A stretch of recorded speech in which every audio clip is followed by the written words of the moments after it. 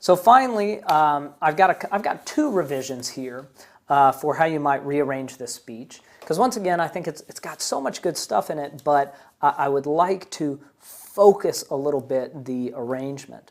So in this first revision, I would have, let me take out his original here, I would have his opening more or less the same, trim down his opening a little bit, and then, you know how I mentioned he has this part on pollination, breaking apart this part on urban living, try to build that in. So maybe make an entire point about beekeeping and urban agriculture. Preview it that way, walk into the point in that way, and then jump over to pollination, talking about, well, currently we hide our bees, but urban living in the future will need bees. So you're kind of trying to consolidate those key ideas together. Then talk a little bit about why cities are good for bees. This is similar to what he had. I'm combining a couple of things here. Bees thrive in cities, they survive better, they produce more, die-offs may not occur. There are a couple of reasons for this, and then maybe take that section on the varroa mite and try to get it in here. That could probably be a standalone point, but I like it, you know, tucked away in a clump, in a chunk. So I would do that, and then pretty much keep his point the same about what he does in terms of his research, and then maybe try to provide a little bit more organization and order to his images of urban beekeeping. So I would probably bump up that beekeeping was illegal in New York City, because it's sort of saying it's one of the only ones where you're making a point about the past. So it makes sense to me that that would come first rather than in the middle of those. So beekeeping was illegal. As we move forward, the key thing is integration. We've integrated stuff here in Boston. They've integrated stuff in Paris and in London. Classrooms can use this, and then maybe end on that red honey example, because it does so much. It does so much in terms of explaining what urban beekeeping does for that locale. And then the conclusion, I would say, is pretty much the same. So that's one option. So I drafted that up, and then I went out and looked at it, and I thought, well, there's maybe another way to do this as well. So once again, you see here, the opening is pretty much the same.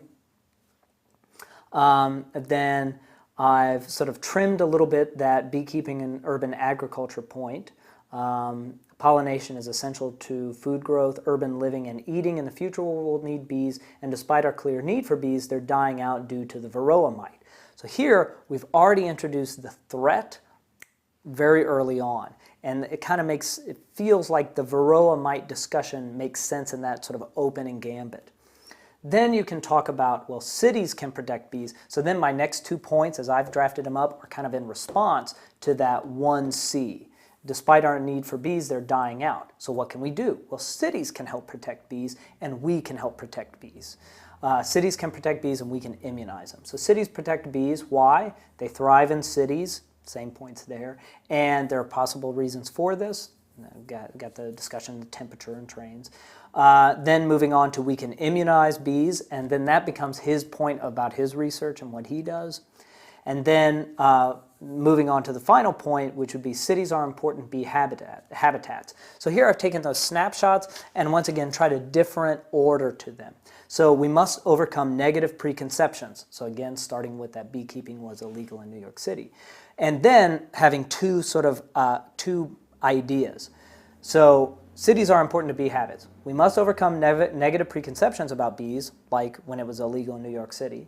And we should work to integrate bees into the urban landscape. Okay, so all those examples of urban landscaping and urban design. And we should integrate bees into our educational system, Classroom Hives Project and all the same. And then the conclusion would be the same as well.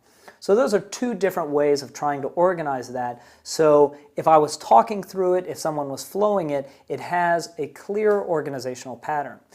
Because as it stands, I think there's so much good discussion in this. I just wish that as a listener, I had more of a sense of where the speech was going and why it was organized in the way it was.